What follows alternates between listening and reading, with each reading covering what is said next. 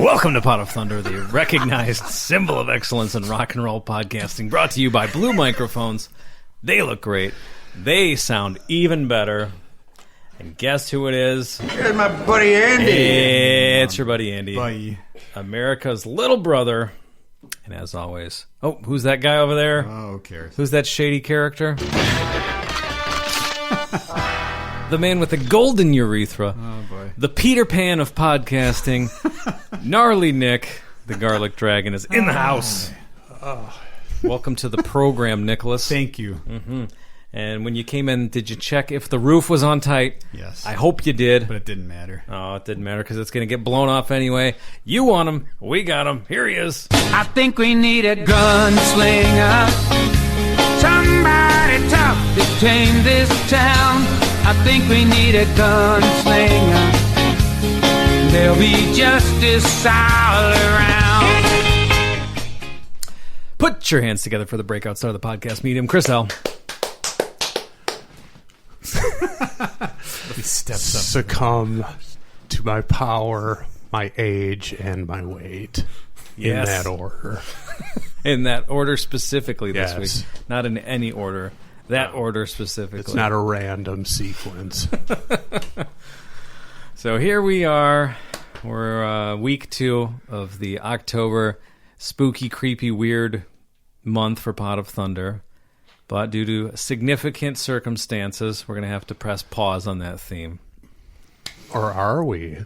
I thought we discussed this, and the song could conceivably fit into the theme. The train may have to keep on a rolling. Okay. Well, yes. But I guess we're not pausing the theme, but we are pausing the rotation. Yes. And we're specifically zeroing in on one artist this week. Which had to be done. Has to be done, yes. And if I'm not mistaken, I don't know what year he started playing them, but we heard Fogerty from, what was that, 07, I think, that the Gunslinger song.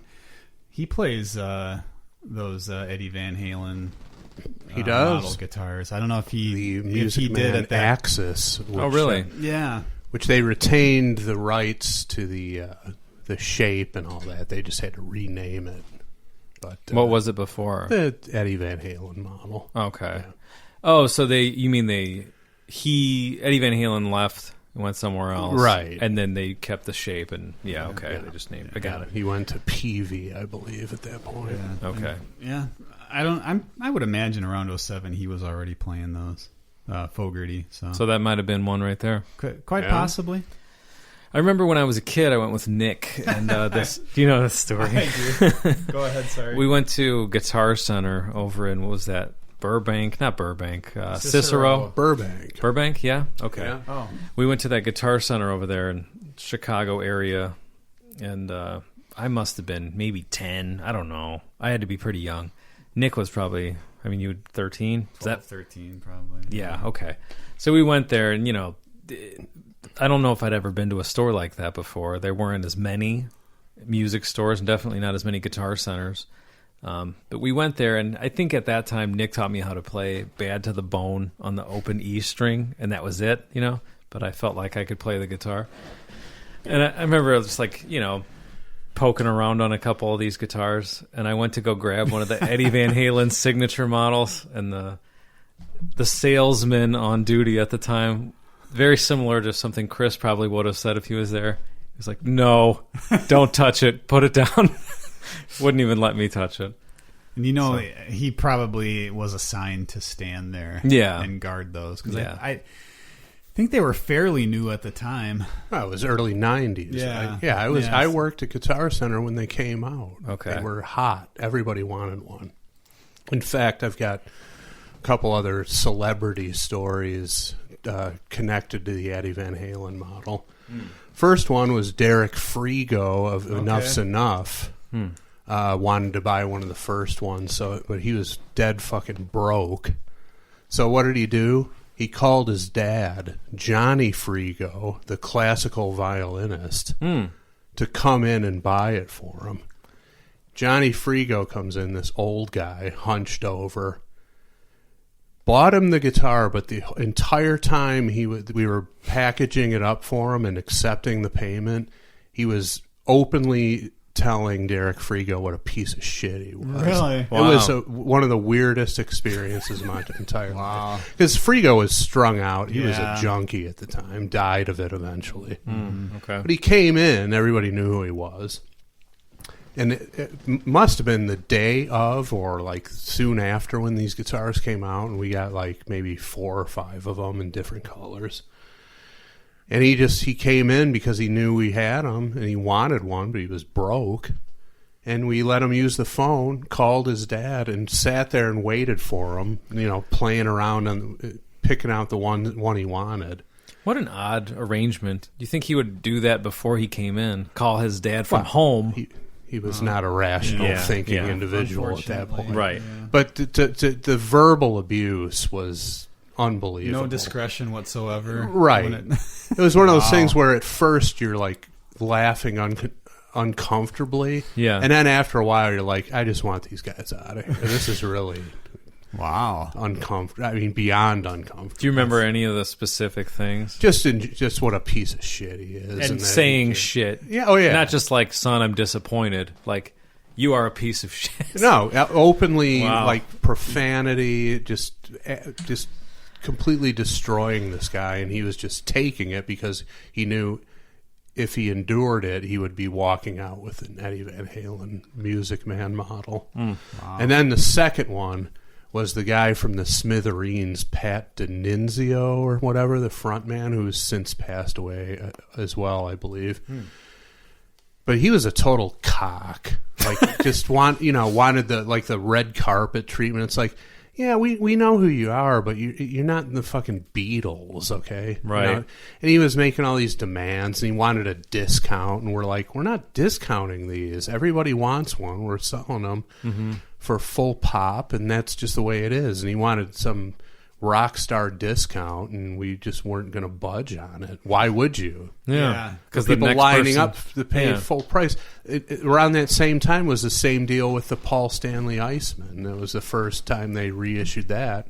You don't have to discount those. There are people lining up to buy them for full price. Yeah, he was a total cock about it. So, and eventually he paid because at the end of the day he wanted the fucking guitar. Right. But he was a dick and just, expected us to, like, worship at his feet. It's like, okay, Smithereens, you're pretty good, but we're not budging off this price, so pay it or get out. Was he a dick otherwise, too? No, he was a dick. Not just about the price thing, everything. Just in general, he was a dick. He was one of these, do you know who I am type of guys. It's like, we know who you are. We're not discounting this guitar. It's not happening. It wasn't like, hey, do you think you could help me out? It wasn't. It was, no, I'm special. Exactly. Take care of me. Yeah, he was a prick, plain and simple. So those are my two celebrity encounters with buying the Eddie Van Halen model that had just come out. So at that time, I had no concept of money. I'm assuming they had a pretty high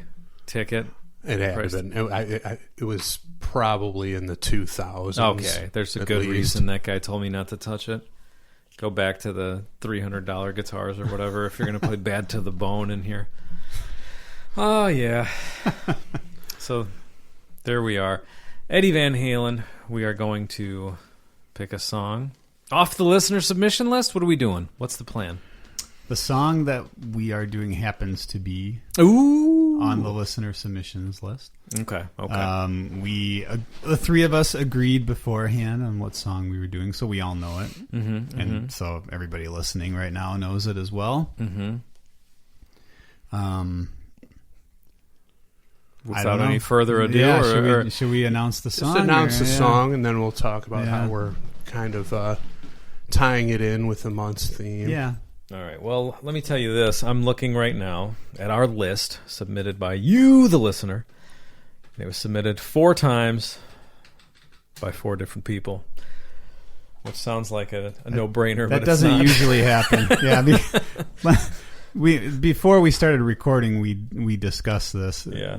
Several incidents or instances on the submission list where we've got a year or less time between the same guy putting the same song out there, probably forgetting that he put it on there the first time. Yeah, which is fine. No, it's fine, but it's very common. You might not think it, but it is. Yep. So it's on here 4 times. Let's do this the right way. Let's turn the microphone over to Chris Jericho, and I will announce this song. All right, Helen. This one's called Me Wise Magic. Off of Best of Volume 1 by the band Van Halen. Ow! So here we go. Let's look at some of these comments because there might be some. I did not look at that yet to see what these guys have to say. Okay. Well, one says from Mike Caruso. Hey, Mike, how you doing? It says 1, it's David Lee Roth Van Halen. 2, Chris L. has been yearning for this for years. He's not wrong. Okay. Not wrong about that. Okay. It would have been better under different circumstances, of course. But Yeah. And Ken Block. Ken, how you doing? Ken says, I absolutely lost my shit hearing this for the first time. Thank you. Just lost it. And you know what? What a perfect comment, because preparing for this episode, knowing the song going in, I have a lot to say about that exact reaction. Okay. So I love that. And then the other 2 guys who sent it in did not leave comments, but one is Jim Freeberger. Anyone? Hi, Jim. Jim Freeberger. Oh, the fur burger, yeah. There he is, yep. And then the other one is... Fur ain't free. Anybody will tell you that. Anybody with any life experience will tell you that. And the other one is Charles C.R. Fellow. Nick, Well, take it away. When my oldest son was born, asked everybody to come over. See our fellow. There it is. All right. So thank you guys for submitting the song. What do we want to say before we get started here? You want to talk about how we're, not that it really matters. I mean, circumstances dictated this. He dictated that we do a Van Halen song. Didn't have to be this one, but you want to get into how we were connecting it to the theme. Yeah, I'll be honest, I don't know all the lyrics of this song. But we're gonna find them out tonight. We'll find them out, and it's October. We're going for the spooky, scary, weird, whatever kind of a thing, a Halloweenish theme, and Me Wise Magic seems to fit that bill. Little hint at sorcery, perhaps. Yeah, some witchcraft, perhaps. Voodoo, even. That's all we need is just the slightest connection to. Not that we have to justify it for any reason, but it's nice to stick with the theme. Yeah, and it works. And this works. Yeah. I mean, my initial thought to do a Van Halen song that would have been maybe more appropriate for the theme in terms of the weirdness would have been like Sunday afternoon in the park, going into One Foot Out the Door, the last cuts on Fair Warning. And then Intruder into Oh Pretty Woman. Just those weird keyboard synthesizer things that he was doing at the time. Yeah. That would work too. But this is better because this will be fun. This will be good conversation. I think we'll have a fun time. Yeah, this is got the very not so cut and dry connection, but it's still. I mean, this is a masterpiece in my opinion. And I think, if I'm not mistaken, I didn't really research it that heavily, but this was 96. I think this came out around then. I think it's 96. Yeah. Okay, around then. And if I'm not mistaken, isn't this this and you can't get that? Can't get this stuff. Can't get no this more. stuff no more. off of this greatest hits collection, aren't these the last two tracks basically that had the classic lineup? Because I can't think of anything else. The different kind of Truth stuff had Wolfgang and bass, obviously. Yeah, so I honestly think that this is kind of the last big kind of single that they had with the classic lineup, and it's 24 years ago. Yeah. Yeah, which is crazy. That's insane to think that it's a quarter century old. Yeah. But Was there a best of volume 2? Or did they? There was the best of both worlds. Oh, which I guess some of each, but that had some of the same songs on it, I think. yeah, they ventured a little bit down the Motley Crue's path of putting out how many greatest hits collections. Well, I mean, I think Aerosmith has everybody best beat. of, yeah. So what a Got to do what you got to do. Exactly. It's like playing games with the record contract and whatnot. Yeah.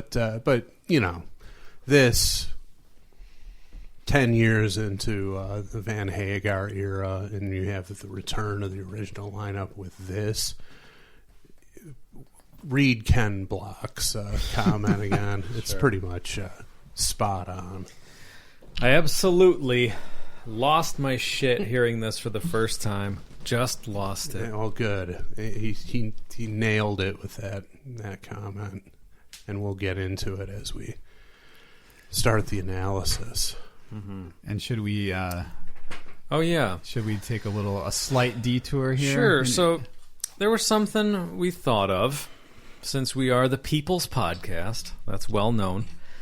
We thought that for anybody who submits a song to our listener submission list, which you can do at potofthunder.com, anyone who has a song chosen, not just anyone who submits, anyone whose song is chosen from that list, if you want it, we will send you a limited edition, exclusive... not going to tell you what it is. Yeah, we'll tell you next month. Exclusive item that... that is, you can show the world your standing with Pot of Thunder. Right. And the only way to get these is, well, maybe if you know us, we'll do you a solid. Yeah, but the only way to get these is if your song is picked out of the random song generator off the listener submission list, and we contact you, get your address, you will receive one of these. There you go. Even if you live in Australia, correct? We'll send it. Wherever on this planet, we'll get it to you somehow. Yeah. We will figure it out. So that's don't expect it to be delivered quickly if you live in Australia, but you'll get one eventually. Yeah. So yeah, 4 guys going to be getting them this week. Yeah, quite an initial bang of a debut there. Mm-hmm. Yeah. Much like the band Van Halen. And again, wish it would have been under different circumstances, but these things happen, and we've kind of had a trend, or we have a trend going, and unfortunately we're in that sort of period of time when all these iconic rockers from the 60s, 70s, 80s, etc. are passing away. Yeah. So, Yeah, what a bummer, huh? Yeah, I mean, I gotta admit, I'm still kind of stunned about it. Mm-hmm. You'd heard all the chatter about his condition, but you hadn't heard anything in a while. No, mixed rumors here and there, and this one just came out of nowhere in terms of the finality of it. Yeah, I mean, when somebody like Stevie Ray Vaughan dies suddenly in a helicopter crash, it's obviously shocking because he was actually getting better from a health standpoint. Yeah, but this you didn't hear anything for a while, and then I was working and then checking Twitter, and Greg Renoff guy, Van Halen scholar, just posted it on Twitter, and I saw it immediately. I'm like, this can't be. Yeah. What you're you can't mean this. And then I Googled it, and sure enough, TMZ.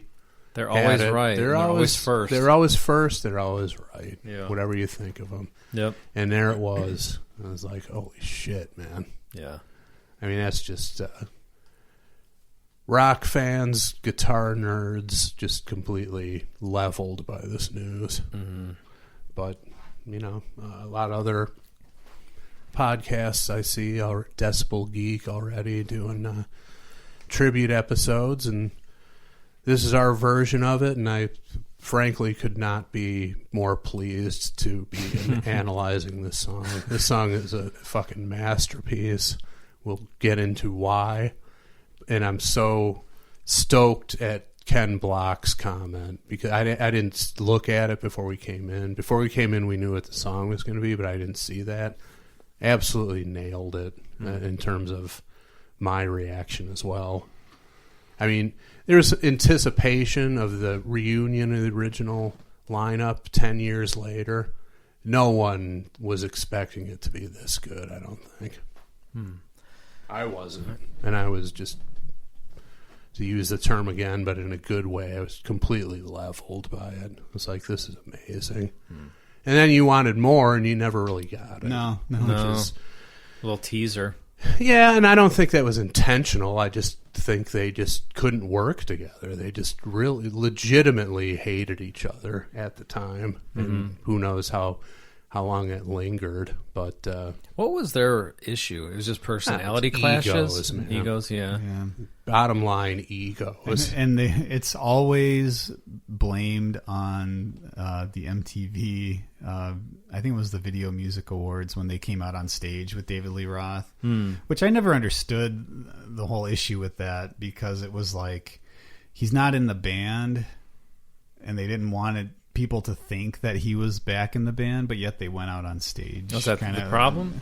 It had to do with that, from what I've read, and just, I guess, apparently, according to whose story you hear, mainly it's David Lee Roth was just, like, it was just hamming it up too much. It was his big moment. Yeah, and I guess it didn't go the way he wanted it to, and threw a fit, kind of. Oh, he threw a fit. That's okay. I thought it was the opposite. I thought I think everybody, the Van Halen brothers threw a fit. Well, I think everybody, probably everybody except Michael Anthony was throwing a fit. Yeah, and he was just drinking a Coog backstage, right? And if you watch that again, the appearance on the MTV Music Awards, it's like, it's similar to the Tom Snyder show, where Roth is Ace and Eddie is Gene, and it's like completely not enjoying what's going on the other side of the room there, and just really in a similar way, just they never patched up that relationship after that. Yeah. And then there was the Welcome Back, Kotter. Do you remember that commercial? No. You guys remember that at all? I don't think so. No, it was MTV ran it after that. I remember recording it. I had it on a VHS. Like Welcome Back, Dave. Yeah, I had a VHS blank tape that I actually caught it and recorded it years and years and years ago. And it was the Welcome Back, Kotter theme song. Probably about 20, 30 seconds. And it was like old clips of David Lee Roth and like Welcome Back kind of a thing. And apparently that was not the actual plan. So MTV just ran with it. Yeah. Well, but Roth said also over the mic words to the effect of, we're thinking of getting back together, working on new stuff. And that's when like Eddie completely pivoted and turned his back to him. And it's just like, okay, this is awkward. Yeah. I guess there was a dust up backstage and stuff, and maybe that's not something you say live on stage if it hasn't been especially discussed. if he was right, and if he wasn't expecting it. Yeah, it's like, and that's when Eddie, a known control freak, and the two of the largest egos in rock in the same band and jockeying for position, and that's one of the things that fueled the music. Absolutely. Yeah. I feel like in many cases David Lee Roth doesn't read the room. He's just in his own world doing whatever he wants. And you can... Part of what makes him great. I haven't listened to his newer podcast, but just from appearances on other people's podcasts, that's totally what he does. He doesn't care. Yeah. He doesn't care. There was one, not to talk about David Lee Roth so much, but one story that was worth sharing that I remember. He was on Opie and Anthony years ago with Doc Gooden as a guest. I think David Lee Roth was sitting in for the whole show, and then Doc Gooden was a guest. And Doc Gooden was telling a story. It was sort of like a serious, when the Mets won the World Series, I was doing crack. I missed the thing, and it was like a sob story almost, like how low I was. And David Lee Roth's like laughing. He's like, the 80s, man, they were the best. He totally wasn't getting the vibe that like this guy was saying. This was my lowest point. This was regret. Yeah. So I guess that if you're dealing with that all the time, right? That's what I was going to say. The other example that comes to mind is Sebastian Bach. It's like, is it any surprise that those guys don't want to have anything to do with him anymore? Can you imagine dealing with that guy constantly for years? It's like, in okay, close I've had quarters enough. with them. Yeah. But he was not a huge part. He was essential to their popularity, and just that dynamic of them legitimately hating each other and jockeying for position of leadership is just absolutely fueled the music. And I know we're going off on a slight tangent here, but Sebastian Bach's the only person I've ever seen on Saturday Night Live who said something before or after the song into the microphone. I'm assuming there's a rule against it because nobody ever does. And he said it was just like some really cliched rock, arena rock. Let me hear you in New York or something. Mother Truckers, I think, was one of the. I think that's what he called everybody. And I remember even back then when I saw it, I thought, wow, I think he's kind of like they can't control him. He's kind of off the deep end. Modern day Jim Morrison on the Ed Sullivan Show. Yeah. All right. So let's get it. Well, you know what? Let's not get into this yet. There's something else that needs to be done. Nick's got a treat bag. Oh, that's right. And we need fuel to get through this episode because it's going to take a lot. It's a long song. Yeah, it was, 6+ minutes, right? Yeah. And I've got 2 beverages here. I haven't opened either one. I'm going to try to pair Nick's dessert with the correct beverage. Okay. It's either a Diet 7-Up or a Blue Moon Harvest Pumpkin Wheat. Oh, God. So you just alternate. I might just pour them both in the same glass. Why not? You got a bucket right there, the pumpkin bucket. Just trick or treat bucket. Punch bowl. That works. All right, so I got the Halloween feel box out. It's a little bit bigger this time because I want you guys to do it at the same time. Each stick a hand in there. We're gonna feel together. Now it's not it's kind of on the bottom, and it's not like a very tall item. It's kind of flat, so you might have to kind of like dig for it in the bottom. Yeah, okay. So do a little scratching and digging. Let me roll up my sleeve here. Okay. I won't get anything on my cuffs. Here it is. I was going to say, it sounds like somebody prepping to give Andy a hand job. Just everything you said could apply to it. It's at the bottom. It's kind of flat. Yeah. Scratch around. Yeah. It's not as fresh as it used to be. No. It's not as take the foil off first. Yeah. It was plumper in the picture. All right. Here we go. All right, get those hands in there. Oh! Scratching around. Find it? Scratching. Oh, I think we found it. All right. A lot of scratching on that foil. Yeah. Okay. All right. So what do we have today? Let's see what we got here. We got some tribute cookies. Oh, look at that. Some Dutch sugar cookies. Right, and they're Dutch, too. And they're Dutch sugar cookies, and they're Frankenstrat that is amazing. decor. That is amazing. So God bless you, Eddie Van Halen. Yeah. That forever. That is well done, sir. I should have been expecting that, but I wasn't. But that is well done. So, come over there and get one of these. Yeah, things. grab one. That's a good big bastard.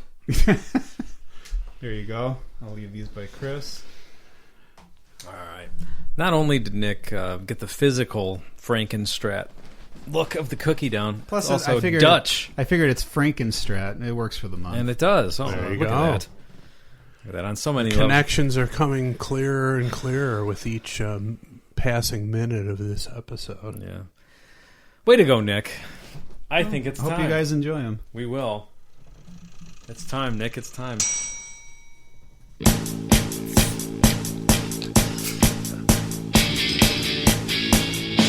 Time for a baked treat. Baked treat.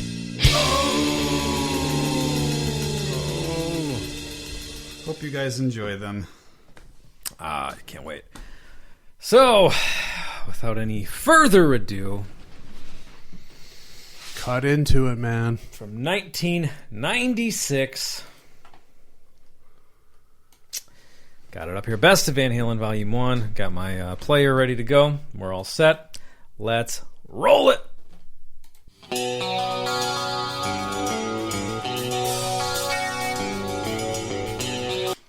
Okay, so we're going to refer back to Ken Block's comment throughout this episode, but if you were like me 10 years after the original lineup split up, and wherever you were, whether it was on the radio or you bought this CD, the first time you heard this opening, if you were a real Van Halen fan and you didn't listen to this and know immediately that something incredible was in store for you, you weren't, in fact, a real Van Halen fan. You can just tell, even with just that guitar and a little ride cymbal, it's like, okay, It's going somewhere. something is about incredible is about to happen here. And it turns out that's exactly what happens. But right off the gate, you're like, okay, this is Van Halen. This is the Van Halen I've been missing. And I remember reading somewhere that Alex Van Halen had said that Eddie would write riffs like this and wouldn't really consider the actual timing of it, just kind of would have like a feel. He would just, just guitar alone, have a feel for it, and then Alex would have to come up with drums that made sense for it. Like, okay. I think he said the beginning of Panama was like that. Like, it's not exactly just 1, 2, 3, 4. It's a little bit absolutely odd. not. Yeah. And this one, I made sure before we did the episode, I did some counting along. It's a 9/8. So This is? Yeah, the intros. Sheesh. It's if you do a quick 9 count through it, it resets after 9. Interesting. So- Makes sense. Would not have guessed that. Okay.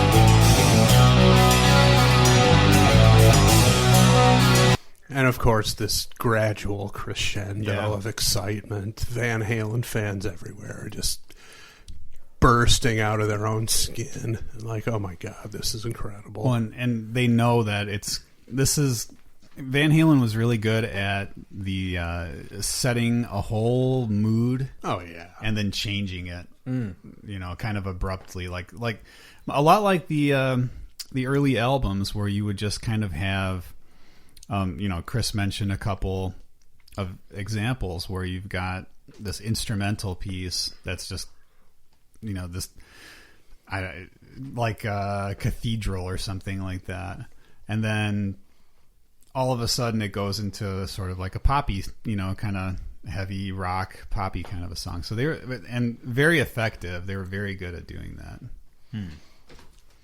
And speaking of very good and very good at doing that, these cookies are damn good. Amazing texture on these things. I was just about to say the texture. Like a unbeatable. It's kind of like a donut. It's excellent. It had a stuff, little Nick. yeast in it, so Nick was inspired. Okay. yeah.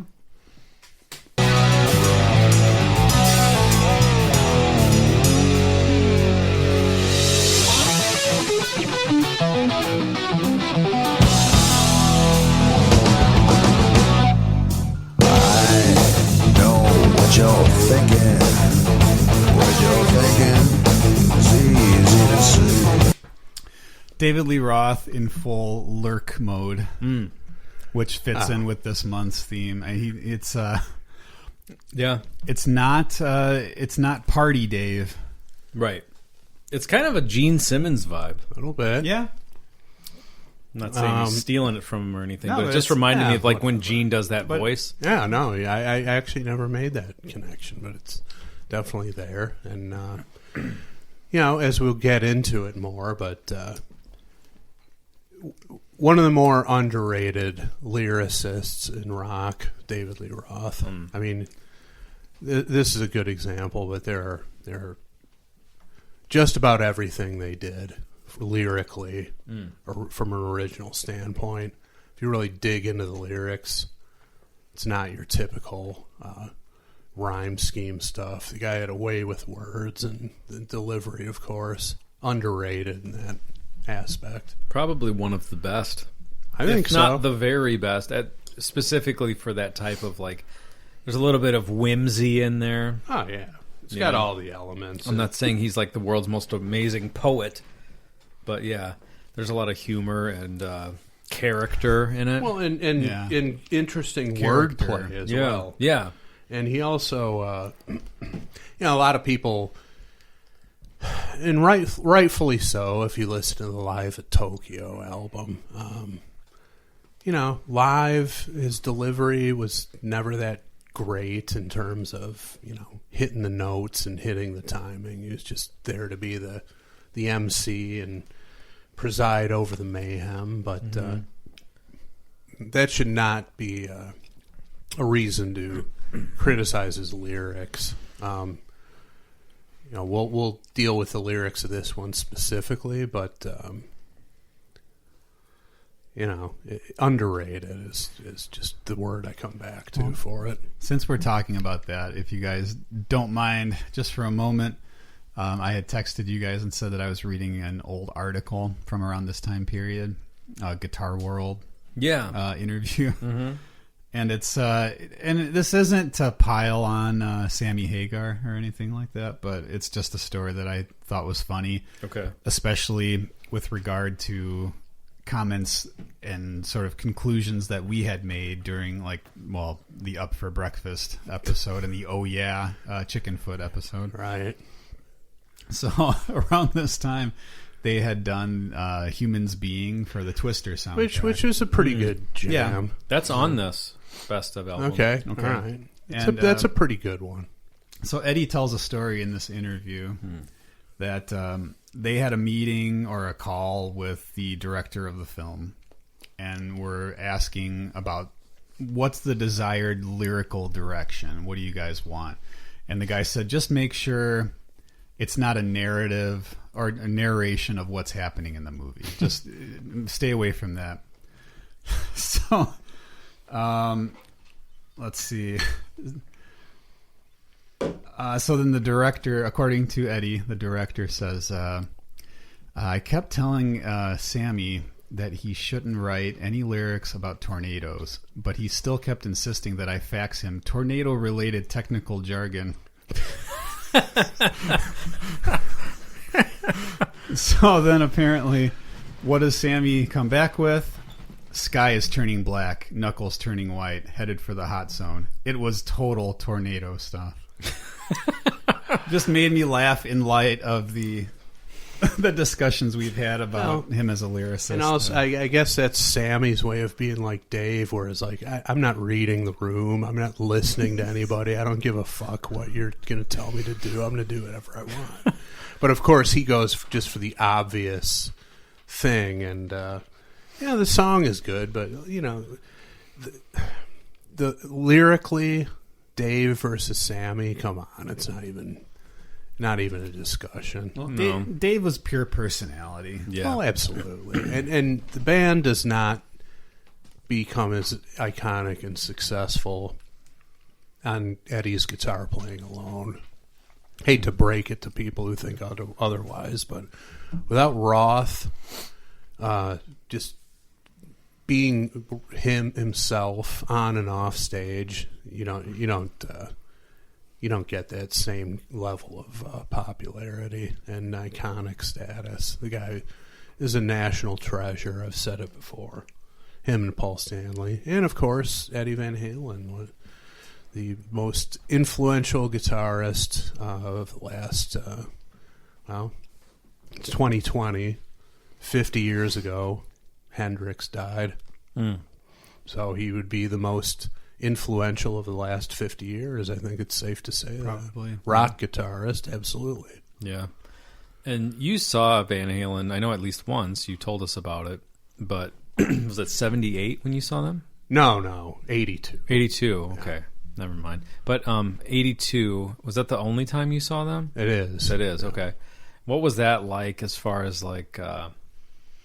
Because, we've talked about this before. You didn't get to see these people so much. You didn't get to see live videos of everyone on YouTube, obviously. You didn't see their Instagram where they're cooking. Right. Pictures of them, walking their dog or whatever. What was it like the first time seeing Van Halen in person with your own eyes like that? Well, I mean, it was, pretty... it was my first concert, so... Okay. Just, So you're taking in the whole experience, too. It's not just the band. yeah, absolutely. The people watching and how Right. loud it is. And just, being in that arena and just the air thick with smoke of, people smoking cigarettes and weed and whatever. But I said it on my thing that I wrote out and we posted on social media, but... house lights go off. They have like a Kiss-esque MC announcing like the mighty Van Halen. I can't remember the exact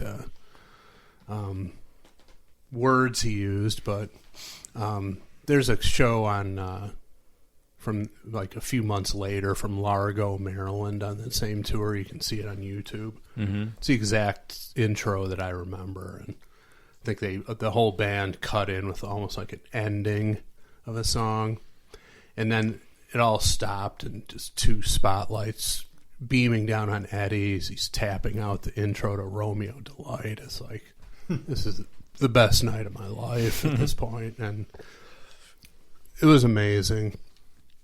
Probably a tour too late. I think Fair Warning was probably the band at their peak. The thing about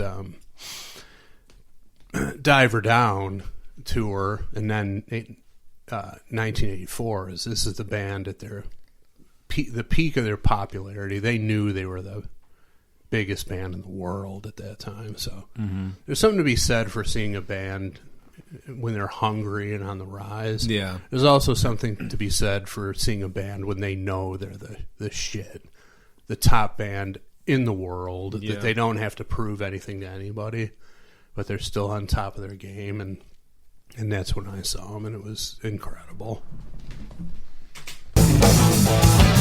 I know what you're dreaming. I have those same dreams. Oh, that's so great. Just read it on a page and just say it. I know what you're dreaming. I have those same dreams. yeah. Again, another line to drop at the Bullpen Luxury Sports Bar. Yeah. You whisper that into a girl's ear, she's following you into the bathroom inside of 30 seconds. No question about it.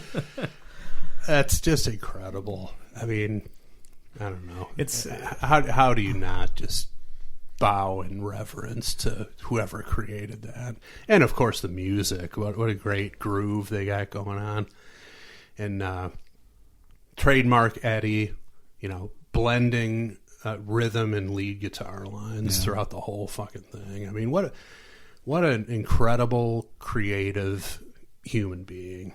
That's really what it boils down to. Just the sheer creativity that came out of that guy. It never stopped, ever. And specifically the Gene Simmons song I'm thinking of is Domino, like that delivery. Yeah. Or the spoken word portion of Christine 16 that too. for Yeah. maximum creepy factor. But, this is just more of like a psychological play on Roth's part. Yeah. Again, it's like, what was the opening lyric? I know what you're thinking. What you're thinking is easy to see, meaning that whatever is going on in your head, I can see it, either on your face or in your body language. He's basically just whoever he's talking to is just like, I'm in command of you at this point. Which is very Gene Simmons right. in theme. Yeah. So Absolutely.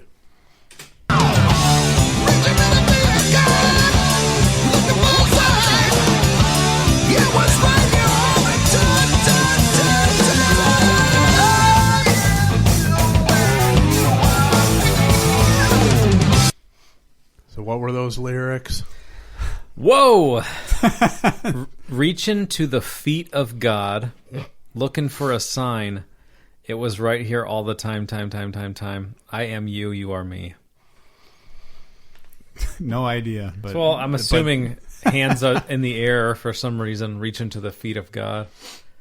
So is this he went from being the most assured guy I've ever heard to kind of throwing his hands up in desperation, right? Is that what I'm getting? I don't know. I think he might be. I'm assuming he's talking to a woman here. Is he telling her that's what sense. she is doing? He might be saying that he was looking for a gift from above, and it was sent to him in the form of a woman, and then he's saying, "I am you, and you are me." Instant soulmates. Who knows? It's that powerful, instant connection between two particular people. I think that's what he's talking about. There's only one way to find out. Let's continue. Don't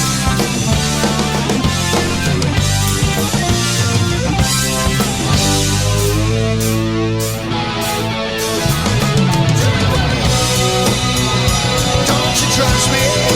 Me, wise magic.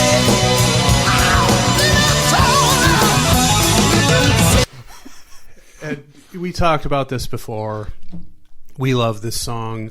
Real Van Halen fans should love this song because it has all the elements of classic Van Halen.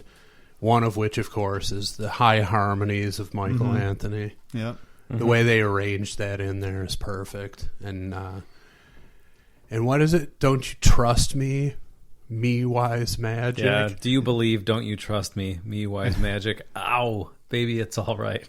Is that what he said? Yeah. But see, there you go. It's like you have to trust in this inexplicable interpersonal chemistry that's happening here. That's it. And to word it, to name it "Me Wise Magic," nobody else on the planet other than Roth would come up with that. It's incredible. I looked it up. It's amazing. I looked it up one time. Yeah. Like, because I figured, okay, this is probably something that an old blues man said or something, in the 50s. I couldn't find any other. It's That's like, just directly from his brain. As far as I could tell, it's directly from his brain. I thought, okay, it's probably a real thing. Mm-hmm. I don't know that it is. I don't think so. I think it's just a DLR exclusive. Which is brilliant. Yeah, exactly. Yeah. I'll say it again. Nobody else on the planet would have strung these three words together like that. And you sign off on it immediately. Yeah. Who cares what it means? That's the title of the song. Great. Print it. Do it. No, this is not, you don't go back to the drawing board with this. Up for breakfast, you reconsider that. This, you rubber stamp it immediately. Mm-hmm. Whatever it is, I can say that I played on a song called "Me Wise Magic." I mean, that's all I need to hear. Let's do it. Me, wise magic.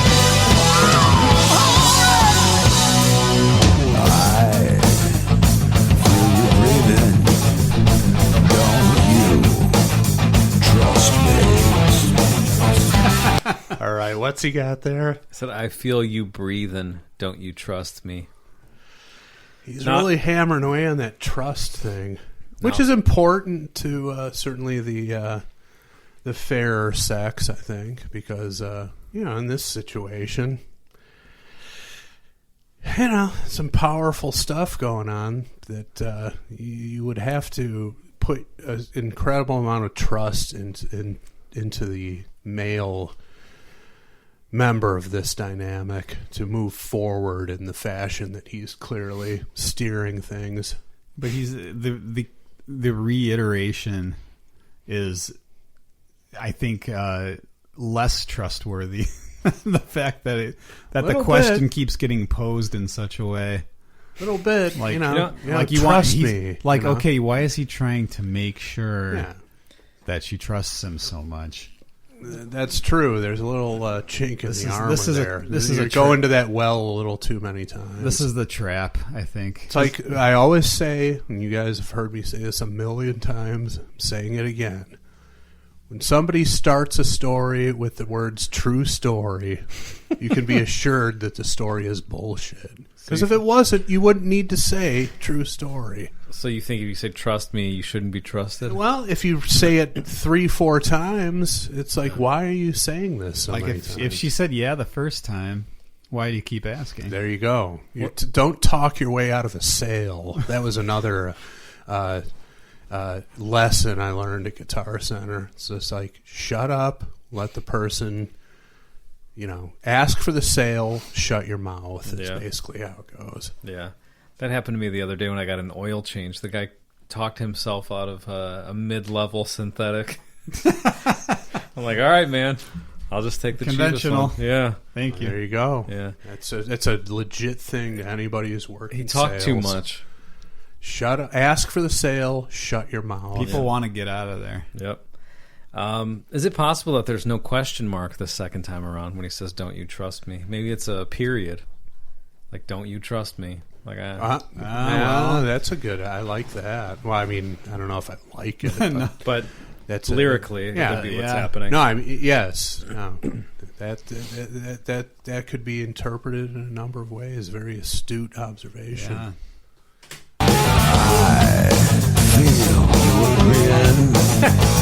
I know what you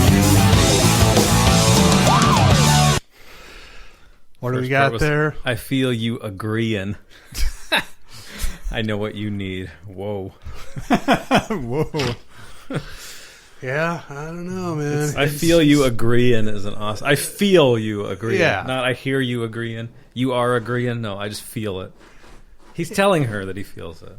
Yeah, and leading up to it, it's like dreaming, thinking, breathing, just like cutting to the core of this woman's very being. Yeah, he is. And then, I feel you agreeing. That's great. I mean, Sammy Hagar isn't going to write that passage ever. He's not going to tap into that level of quality ever. Well, I'm glad we went with this because if I would have dug my heels in the ground, we'd be breaking down MC Hammer's Addams Family rap right now. Well, there's always next week. Yeah, exactly. That'd be awesome.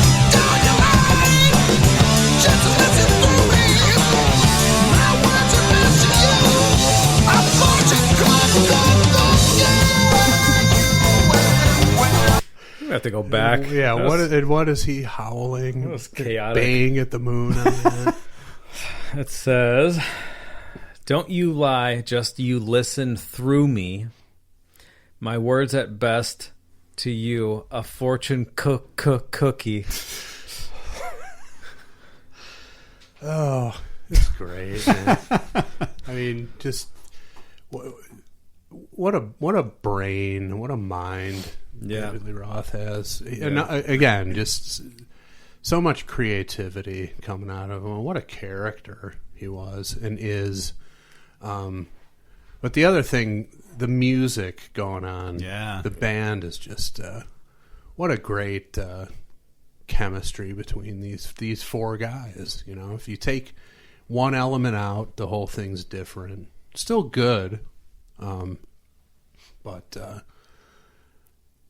when these four guys collaborated, it was they did no wrong, in my opinion. There's no low point for me. I mean, Jump, Little Poppy for me. A lot of people had issues with Tattoo off of Different Kind of Truth. I don't have those same issues. Zero low points for this band with this lineup, period. How do you feel about I'll Wait? I'm a big fan. Okay, of it. just curious because it's very. I don't know if it'd be considered a sister song to Jump, but with a lot of the same elements. I could see you sitting down with the thought in your head to write a keyboard-driven song, and those are the two you get. So I could. Yeah, but that one's a little darker. It's It's dealing with more like. Well, Jump's pretty dark. I mean, the lyrics, but the music's all bouncy and upbeat. I'll Wait's definitely darker. I will correct my statement. The one low point in the Van Halen discography with Roth is the Dancing in the Streets cover. It's terrible and pointless. They didn't need to do that. So was that something they used to do back in the day when they did a lot of dances or whatever? Well, yeah, I mean, they did a ton of covers, and pretty sure there was, except for Fair Warning, and maybe, I don't think there was any covers on 1984, right? No, I but don't the other think so. ones all had covers on it. And, Diver Down is controversial in that respect because half of the album is covers and half of it's like the gimmick songs. Big Bad Bill is Sweet William Now with the Van Halen's dad on clarinet. Happy Trails, and then Pretty Woman, the Kinks cover, and all that.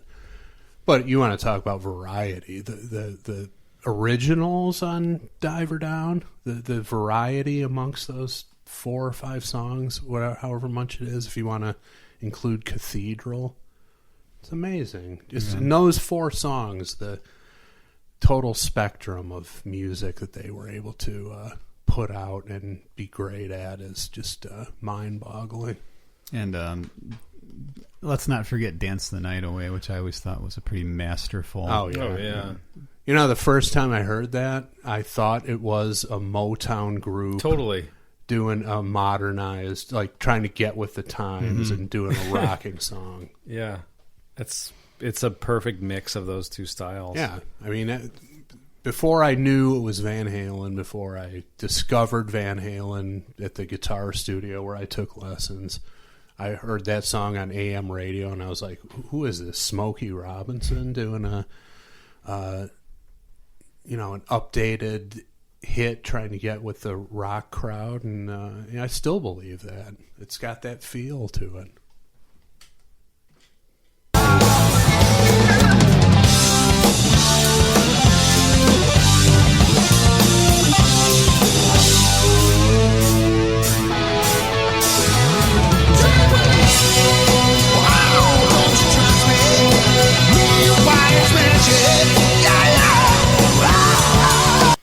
Okay, so I remember when this came out and hearing those really high yeahs that we just heard, and honestly thinking, because I don't think I'd ever heard David Lee Roth sing that style before, like just like a super high, about as high as probably he can go. Yeah. And I thought it was Michael Anthony. Oh, okay. Really? I remember thinking that when it came out. I'm like, did they? Because there was let's see, Lick It Up. I was never sure. I'm assuming it was Gene, but the ooh yeah, the echoing, during that one part. I always thought, was that Vinnie Vincent? Did they let him sing? Like, probably no. And then I had the similar thought with this. That is that Michael Anthony? Like, is he getting a bit of a lead vocal here? Didn't realize it was David Lee Roth for quite a while. There's a lot of power in that. There is, and it's listening. Like, if you listen to the old Van Halen stuff, he doesn't really sing like that. No, he got a little stronger here, and he still can kind of do. And I don't know what they call it. Is it a yowl? Whatever his trademark. I can't do it, obviously, but you guys, everybody knows what I'm talking about. And I think he kind of lost it maybe around this era. I don't know when the last reported yowl was. Yeah. It's kind of like we had a John Fogerty song earlier that there's people who argue when was the last time he had the trademark John Fogerty growl. Yeah, it goes away eventually. Yeah. It's just how people age and the punishment they put on their voice. I mean, you can hear it kind of slipping away a little, but it's almost like Paul Stanley on Modern Day Delilah. It's like, when you're listening to that, it's like I'm listening to the song that broke his voice right here. Yeah. I'm not saying this one is that extreme, but you can hear it slipping away. There's less like body to it. Mm-hmm. But Dave was pretty consistently working with his solo career throughout this time, so it's not like he was out of shape or out of practice. It's just it started to slip away a little bit. And then on Live in Tokyo, he's just completely gone. And now people were saying that he sounded pretty good opening for Kiss earlier this year. People said that, yeah. And I had listened to or watched a few videos, and I would agree.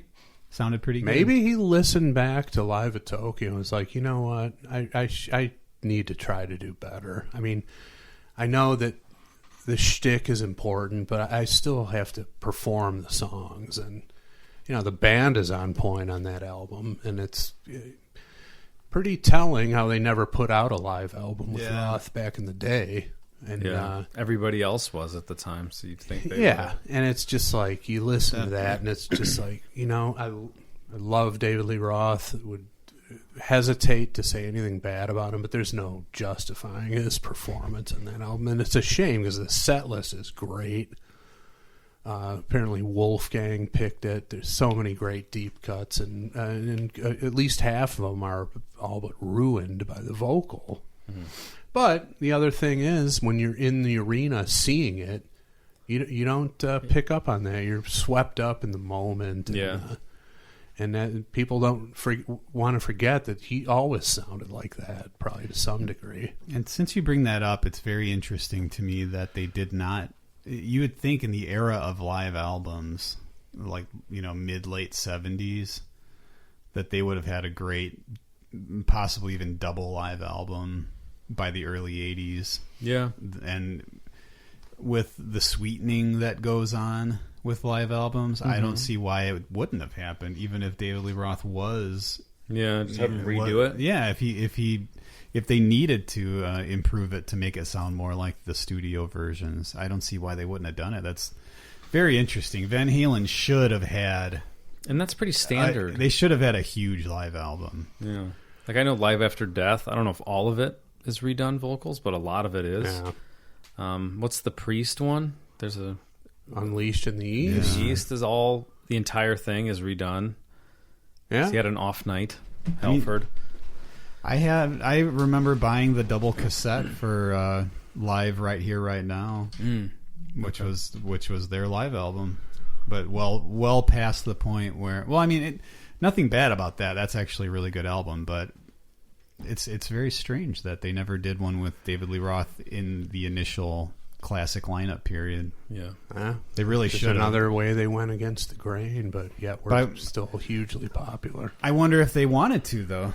I'd never. I mean, I'm not a Van Halen historian. Never read up that deeply into behind the scenes stuff. But you would think that with the band being as good as they were, that you get some great David Lee Roth, verbal interludes on there. It becomes iconic. Yeah, it right. Really makes perfect sense that this should have happened. It's an interesting. I'm sure they've been one or more of the members have been asked that. I can't remember reading any answers to that question, but it's a good question.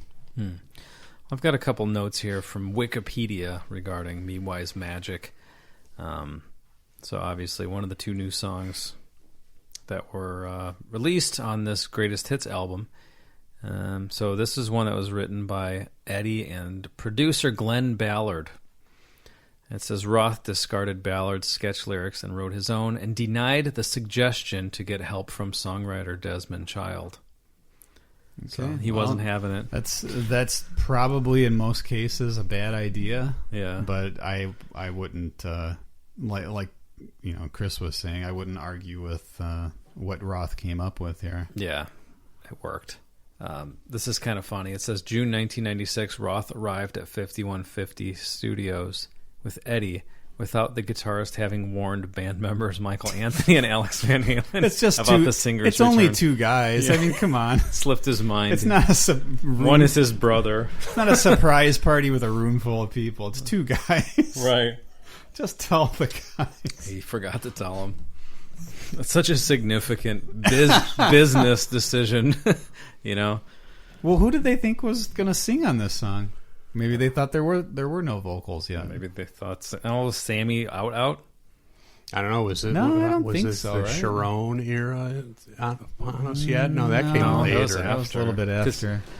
What was the last Sammy album? Was only the year before. It was 95, and then this. I don't know when he officially left the band though. But yep. So there you go. Oh, this is something my friend Tom Howell used to play in a band with Nick and I. He mentioned this to me when I was talking to him about this song. That in this song, Eddie plays a guitar that features a whammy bar that raises and lowers the pitch while keeping it in tune. So, yeah, the trans-trum, you can Trans-trum, hear it. yeah. The big song that he uses that on is Summer Nights, of course. But you can hear it sprinkled in here. And, he was always using the latest guitar technology on the different kind of Truth album. He used a lot of the whammy pedal, the pitch shifter. Yeah. So he was always trying to, explore new things. It's one of the things that was great about him.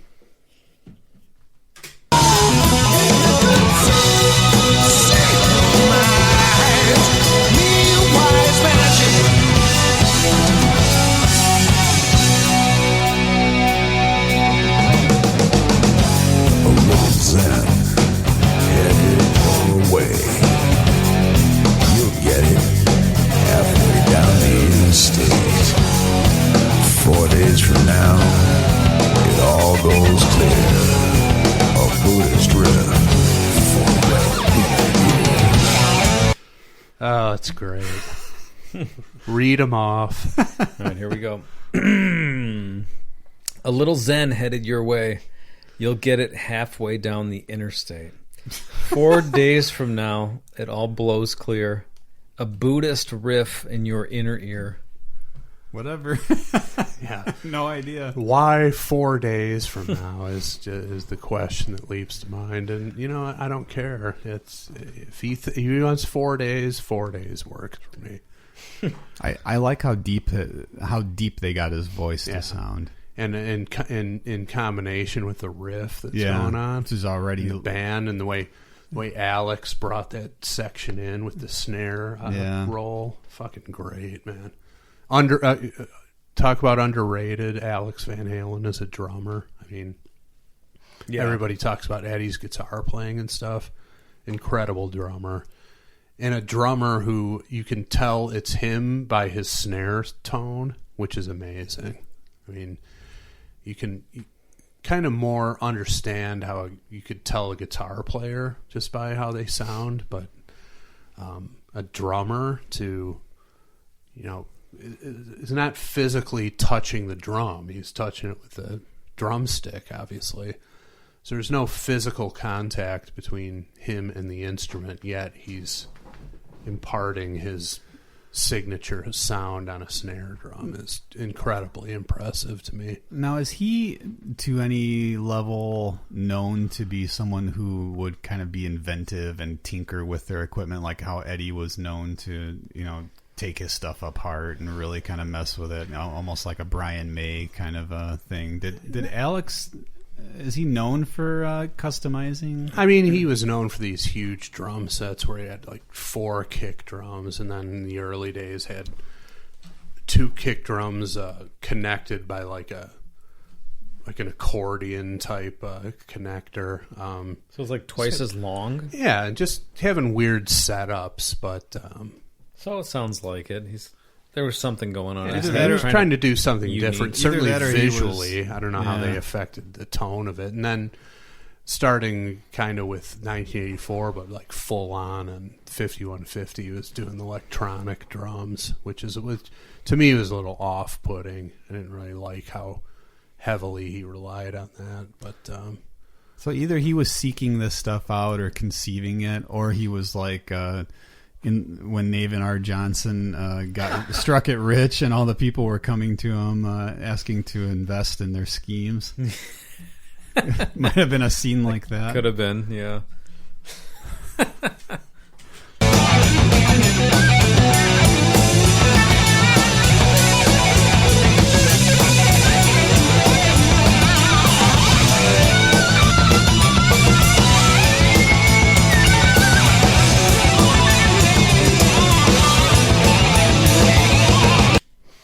All right, I'm going to stop there because, obviously you're going to key in on a solo from Eddie Van Halen and his typical incredible self. Another effect he sort of embraced later on in his career was the wah pedal. So you hear that a little going on in here. So, I mean, great solo, obviously.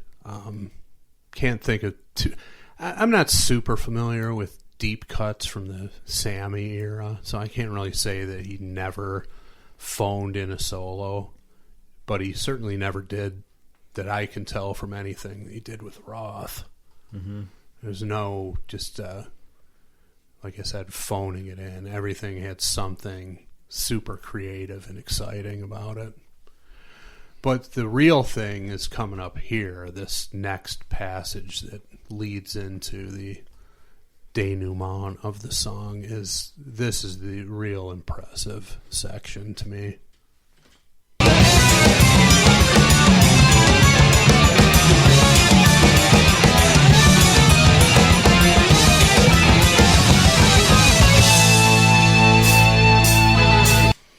I mean, that's amazing. And you just listen to the interplay. People saying that Michael Anthony only is a one note played over and over kind of guy. Not true. No, that's stupid. And you can hear it. And there's been some, speculation as to whether he actually played the bass lines in the studio. I believe that he did. And just the way the three of them are locked in and doing that kind of ascending note patterns repeatedly. To me, that's more impressive than the solo in this song, which is a high bar and just amazing interplay between those three guys. Just pure excitement and just mind-blowing creativity and execution. It's perfect. Yeah, Michael Anthony is one of the only bass players I can think of who, anytime someone talks about him, all they want to say is, "Oh, those backing vocals." Yeah, it's never about or anything he does on the instrument. No, never about the instrument. And I'm not to take away from. I mean, everybody knows it's a signature Van Halen sound, very key ingredient. Yeah. But he. It's always like you almost feel like people are just like, well, we're gonna. Yeah, the other three guys are great. We'll throw him a bone and just say, yeah, he's those backing vocals. It's never about the bass playing. And everybody wanted it to be like the first David Lee Roth band, where he had Billy Sheehan and Steve Vai dueling it out, just two virtuosos. And this dynamic worked better, certainly in this band, because again, you've got two giant egos, magnets for your attention. Do you really need a Chris Squire or a virtuoso bass player jumping into that fray and mucking it up? I don't think so. No, you need a guy who's going to be really solid, because Eddie's going to drop out of rhythm playing every song. Right. Yeah, right. And you're it. Yeah. As far as a stringed instrument, you are the one who is holding everything down for that passage. There's no rhythm guitarist. Yeah. And the other thing, nobody talks about the bass playing. In the process of that not happening, nobody's saying, well, the bass playing sucks, it's killing this song. That doesn't get said ever either. Well, it never does. It's right. Great. It's just, it's not playing flash. Exactly. And you wouldn't, again, the output speaks for itself. Obviously something was working there, and it was the right combination of guys, but that last passage, and there's plenty of other examples throughout the Van Halen catalog, just shows that he could go toe to toe with Eddie if the song called for it, and he did right there. So to me, that part was the real impressive musical section of this song. Don't you trust me? Me, wise magic. Yeah, yeah.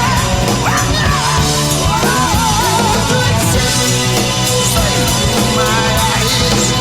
Me, wise magic.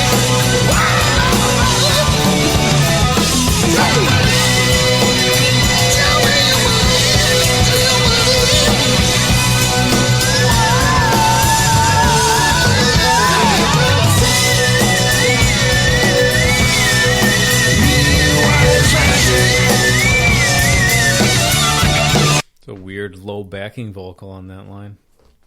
Unless that was I didn't Nick. Even, no, I didn't. I didn't even notice it. I'm gonna go back a few Yeah, seconds. let's hear Listen to that. this.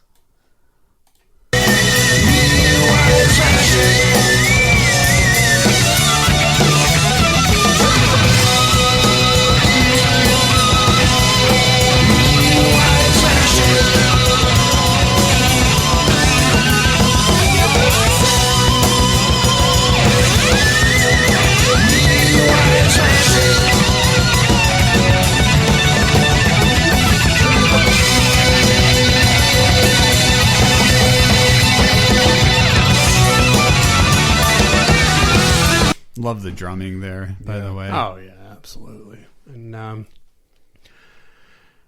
that might be trans trim, that might be a whammy pedal, but really going up to those high octave guitar notes. A little bit overdone for me in that section if I'm looking for something to criticize here. But other than that, I mean, they're just the whole band is just on fire, firing on all cylinders there. And again, 10 years after this lineup put anything out, go back to Ken Block's comment. It's just we all Van Halen fans, true Van Halen fans, lost their shit when they heard this, and rightfully so.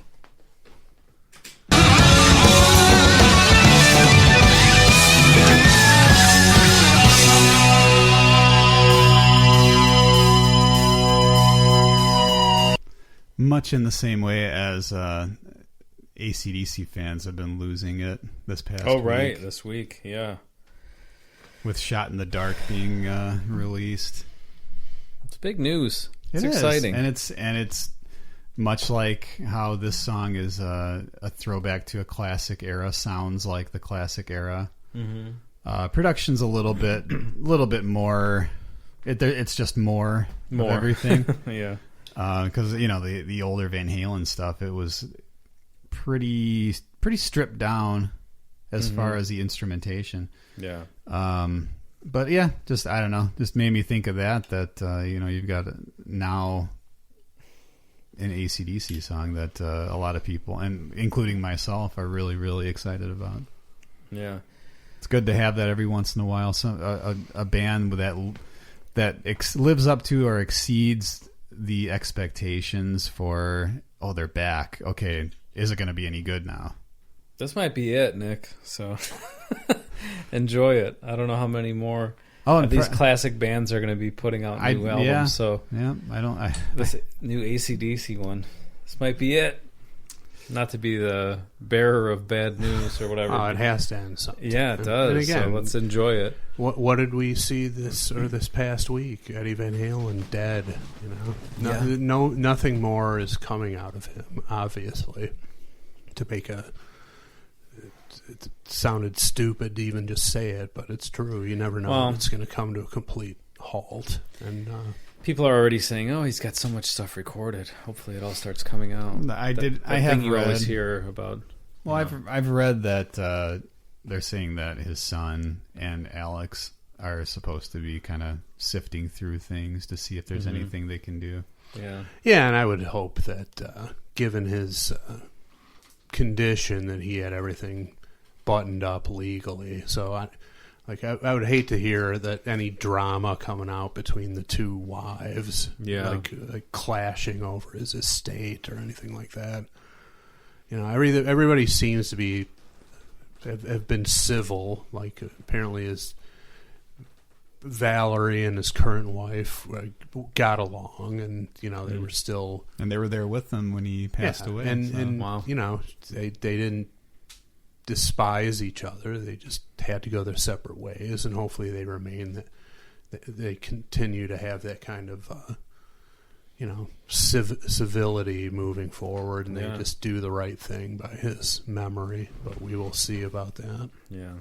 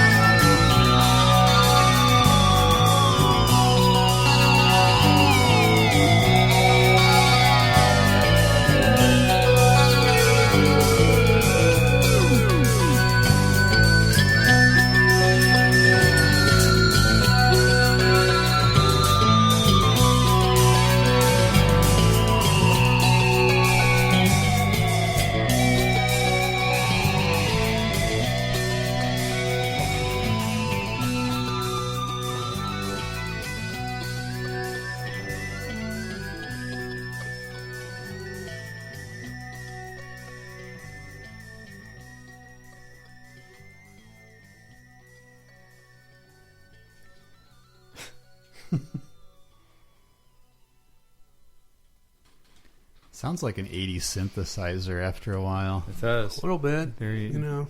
It was and kind of eerie sounding, which went with the title and some of the subject matter. Mm-hmm. Yeah, I mean, just masterfully executed from front to back, a masterpiece.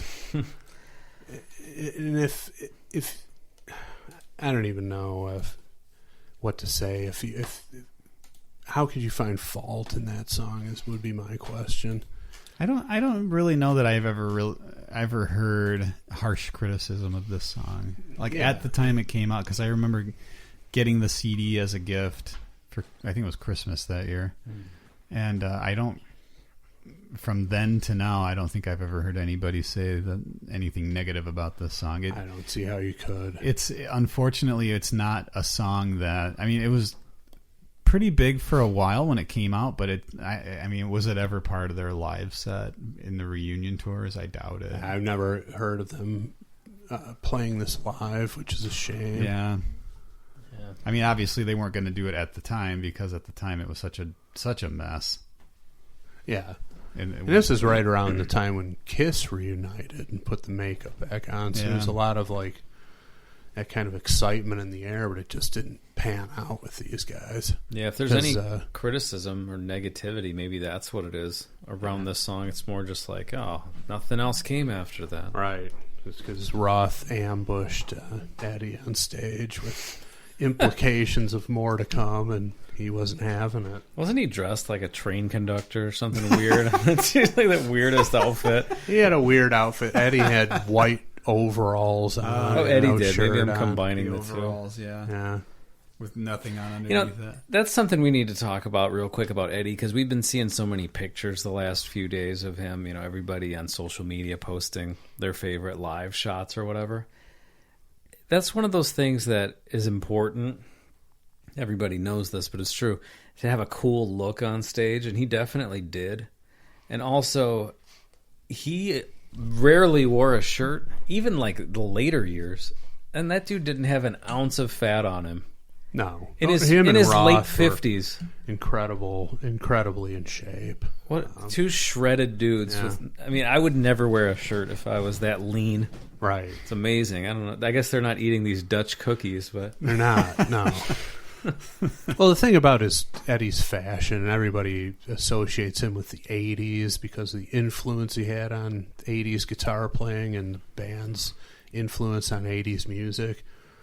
I think of Van Halen as a 70s band, and I think back to their look on the first couple albums where they had the bell bottoms and the silk disco shirts and stuff like that. I mean, that's how I envisioned the band, because that's what they looked like when I first started listening to them. And to me, they're a 70s band. Yeah. And just contributes to the greatness of the music in that decade. But,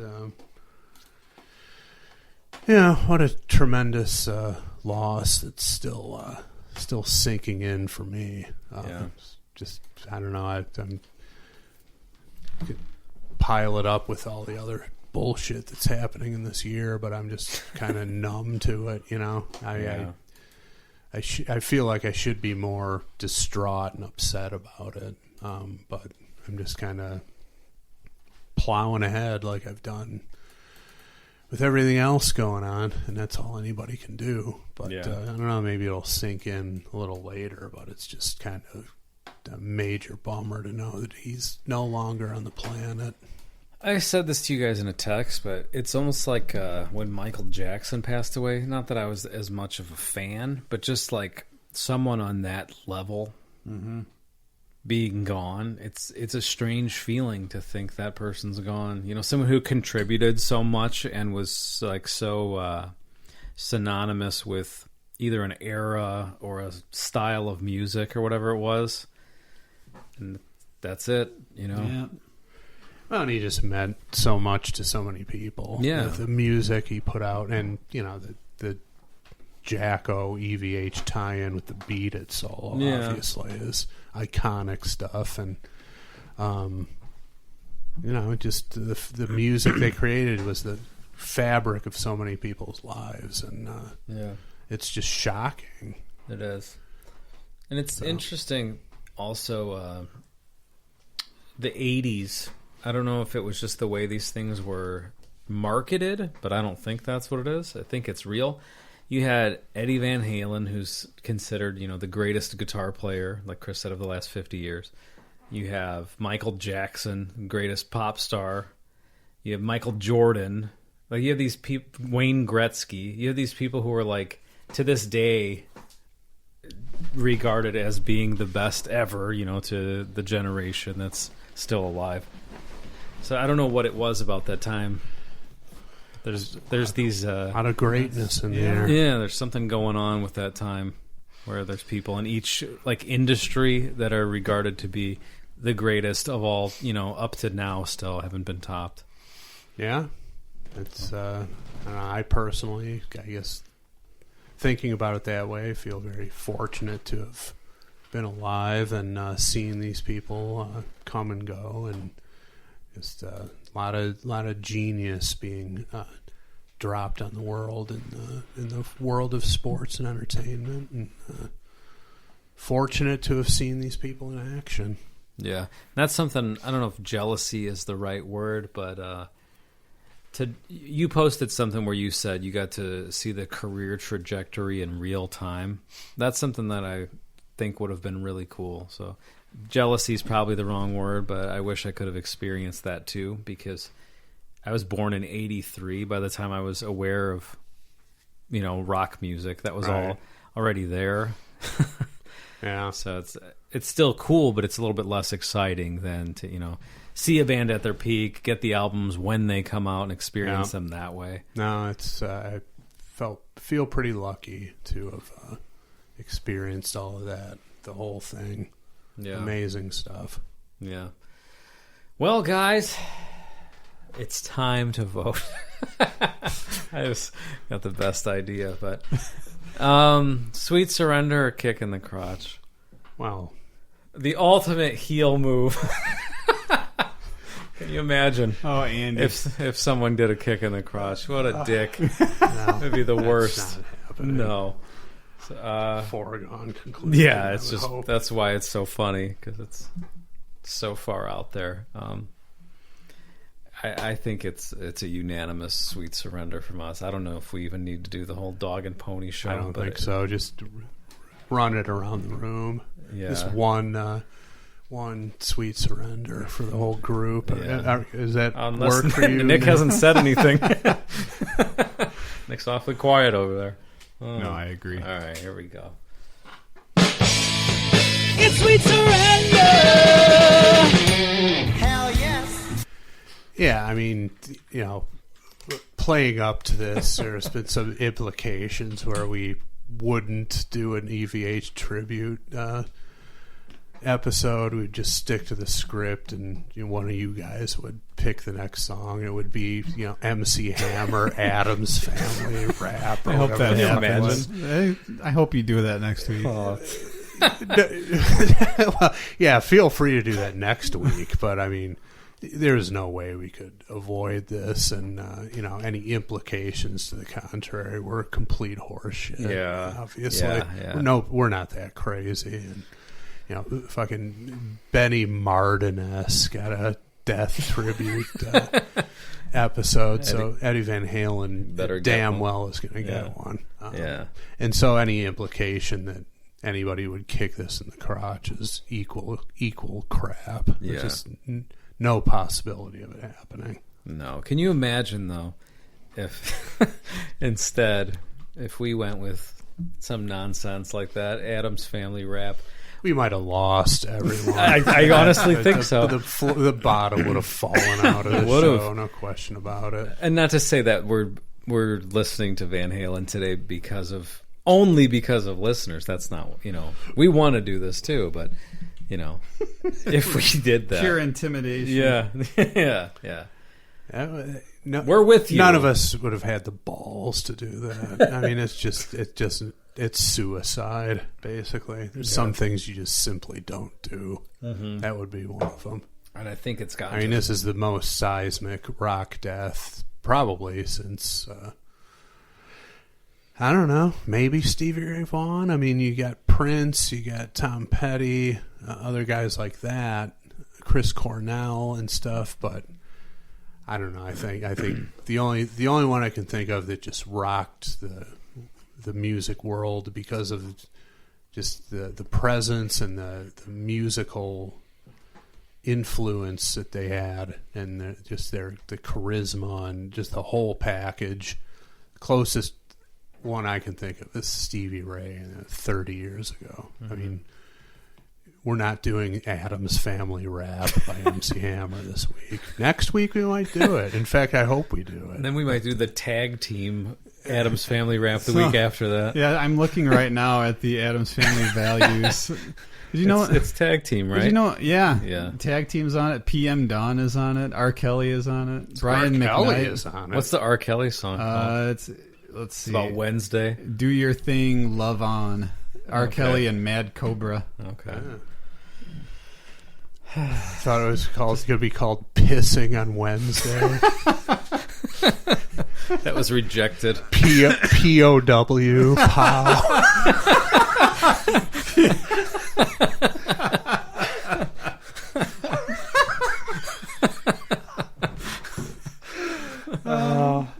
All right, are we taking it to the next round? Another foregone conclusion, or yeah, I don't think we need to, do we? We all love Me Wise Magic. Every Van Halen fan should. I think out of respect, we don't even need to play games with it this week. No, I mean it's just like, again, it's not from the original six, the heyday, but the quality is way up there, and the fact that they pulled this out 10 years after their last collective work is astonishing and a legitimate triumph. I mean, just to repeat it again, Ken Block nailed it with his comment. Mm-hmm. If you didn't lose your shit listening to this for the first time, you weren't a real Van Halen fan, period. Well then, in that case... And he got it!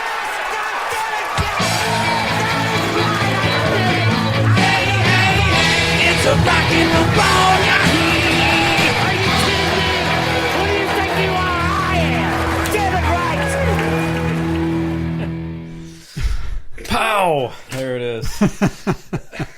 It's a rock and roll boner. Yeah, it is. Oh, yeah. Without question. The biggest, purplest, most throbbing rock and roll boner I can think of, which is apropos for the events of last week. What a devastating tragedy to rockers everywhere. Have you guys been listening to more Van Halen as a result? just a refresh. I revisited a couple of my favorites. Yeah. Which are? I was playing it on acoustic when you got here, actually. Women in Love is one of my favorites. Miwai's Magic, of course. And I know we've talked about this on the podcast before, but as many times as I've heard these two songs, I never turn them off. Hot for Teacher and Panama. No, I'm with you on those. Just, no matter how many times I hear it, it's great every time. Yeah, those were just again, and I was messaging with a couple listeners in the wake of his passing, and it occurred to me. It never occurred to me before, but I don't know why. But after 1984, when the original band split up, the very definition of going out on top, is done. You know, and those two songs just huge, and just encapsulating Van Halen, just amazing stuff. And during the MTV era, those videos are pretty absolutely the Hot for Teacher video, legendary. Yeah. I mean, amazing stuff. I mean, and in entertainment, not everybody, but a high percentage of people know what you're talking about if you say "Sit down, Waldo." Right. And that's just from a music video. Yeah. And then that video, the direction of it was all from the brain of David Lee Roth. Yeah. So those warped close-ups of Waldo as he's all fucking sweaty and nervous. It's like that's straight out of David Lee Roth's brain. Yeah. There was no Billy Squier-esque direction in that video. David Lee Roth came onto that set and took over. Basically told everybody what to do and created a masterpiece. Yeah. You know, there was no jackass telling him, whatever cheesy move at the time, nobody was telling Roth kind of to do spin that. or whatever. Yeah.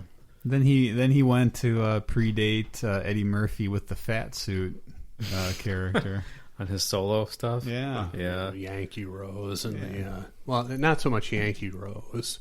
There was a fat suit in Yankee Rose, wasn't it? I think so. The guy who was going through the He's in the aisles with the two strippers before the spear wielding warrior steps up, and wasn't there one where I can't think of what song it was, where he's like at a control panel, Right. He's in the booth and he's like flipping out over what he's hearing. right. I don't know if it was going crazy, maybe, I don't know.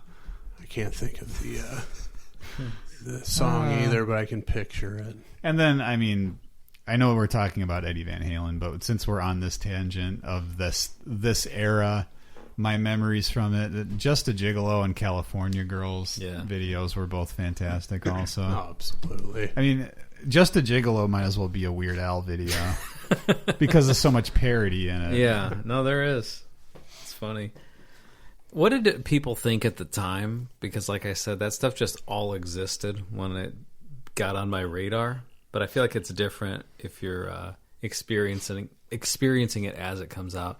What did people think when those songs came out?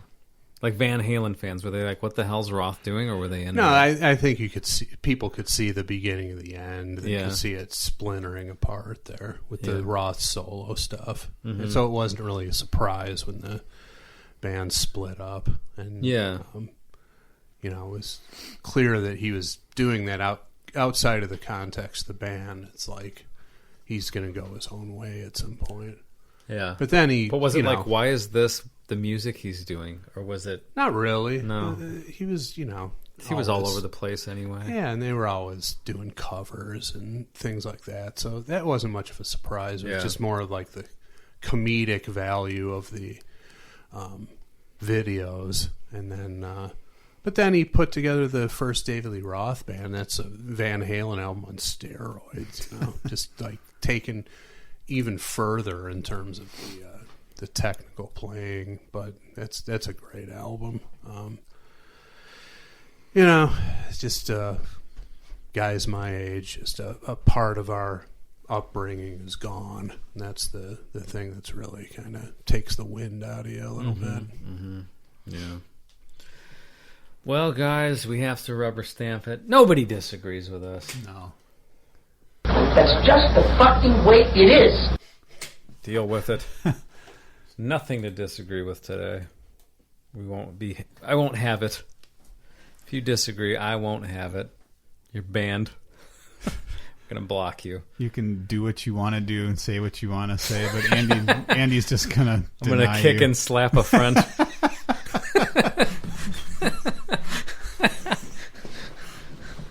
But I know we're winding it up.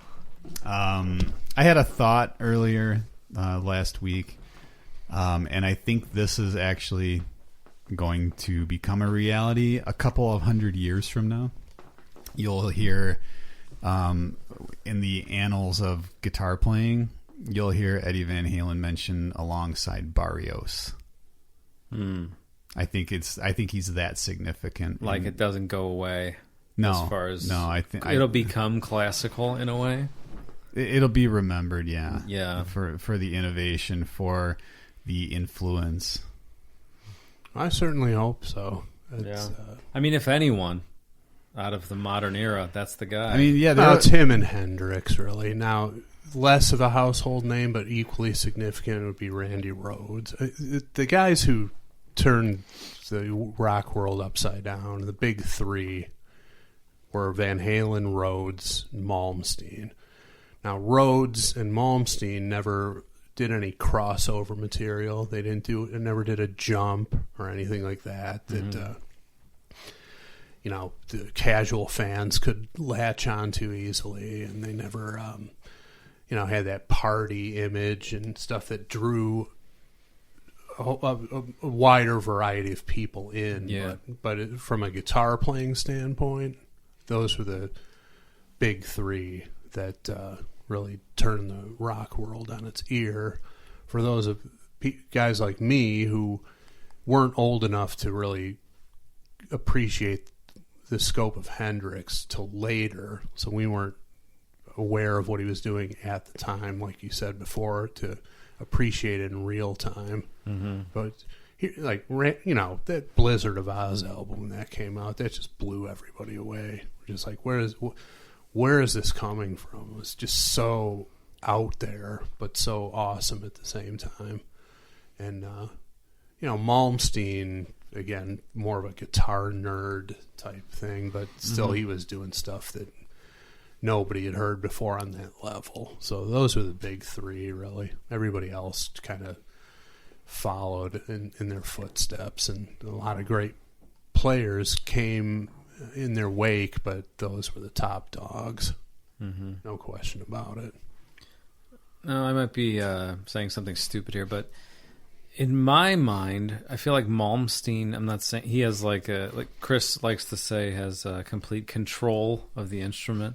But does Malmsteen in his back catalog, has he done as many innovative things, or is he just, not just, but is his stuff more like he's playing classical pieces through a distorted guitar versus innovating what's being played? I don't know about that, but I would say he would be the one of the three where you're not going to have the average person really know much of the actual material and be able to identify actual material. Just they'll be familiar with what he can do and what he sounds like. Yeah. But as far as being an innovator, I don't know.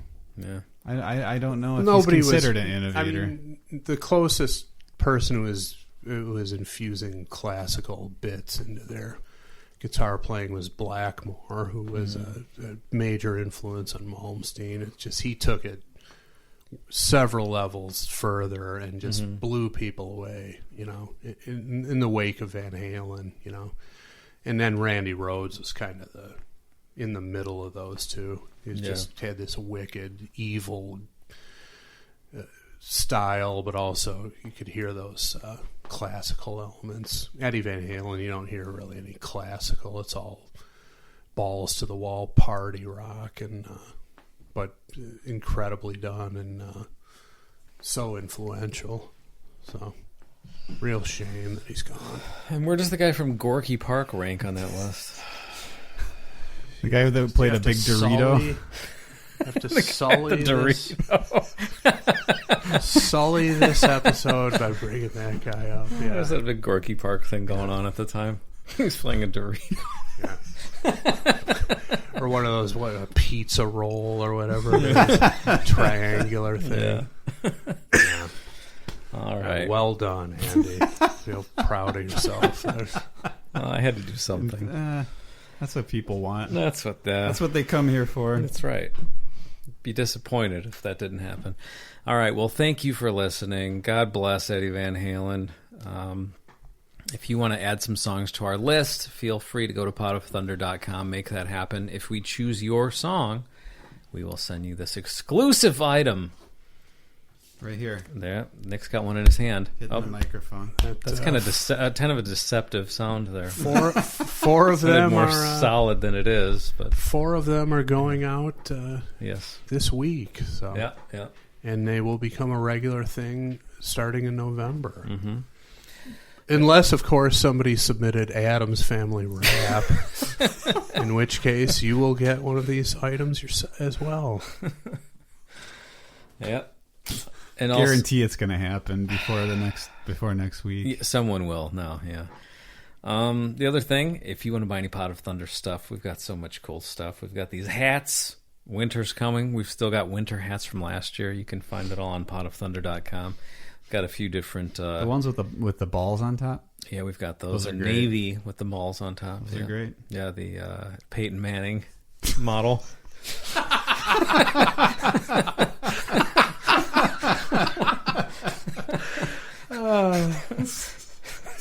We have to go quickly rename that on the listing. There should be 2 pom-poms on top. That would be the best. That's great. Yeah. We've got those hats. We've got baseball caps. That's through the Etsy store. They're all on potofthunder.com. A couple different merch vendors there. And then also all our T-shirts. And we've got a really, really cool Halloween design that you can see probably right now. By the time you're listening to this, I'm pretty sure we put it up. And you've and ordered it's it. available. And our friend Tommy Lombardozzi of the Hoof podcast and also of the Jacked Kirby podcast. Yes. He's the guy who designed that piece for us. So And, suitable for wearing year-round. It does have a Halloween theme, but don't feel need to be restricted there. yeah. Wear it whenever and however you'd like. Yeah, I think it's a 365 Yeah, T-shirt I think so. design. So, all righty. Well, we'll be back next week. Thank you very much.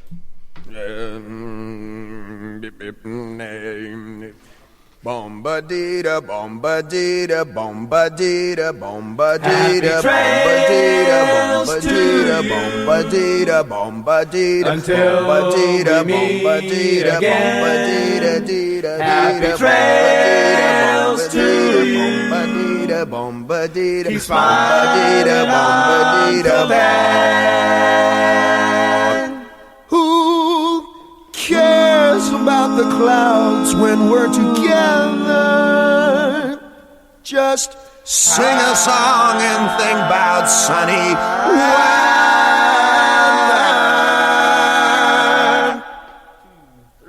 Happy trails to you till we meet again.